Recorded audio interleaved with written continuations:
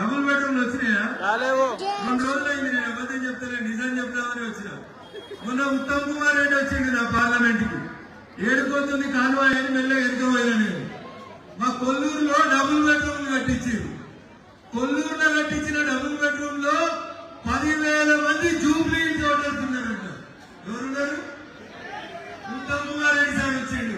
ఏం చేస్తాడో చూద్దామని మనోళ్ళని పంపిస్తే మెల్లమెల్లగా జేబులలో చేతులు పెట్టుకునే వాడింట.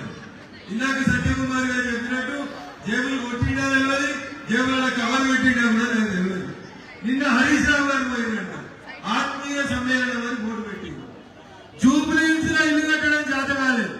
మా మెదక్ జిల్లాలో కొల్లూరులో కట్టి మా వాళ్ళ కోసం కట్టిన ఇళ్ళని ఆపద మొక్కుల కోసం తెచ్చి జూబ్లీహిల్స్ లో తెచ్చాడు. ఇల్లు ఇచ్చారు. ఎవరికి వేయాలి ఓటు మరి? రేపు వాళ్ళు మెదకోలకే వేస్తామని చెప్పి వాపసు పంపించి ఇంకా బుక్ పెట్టి పంపించారు. అందుకని ఒకసారి మీరు ఆలోచించాలి. భారత్ మాతాకి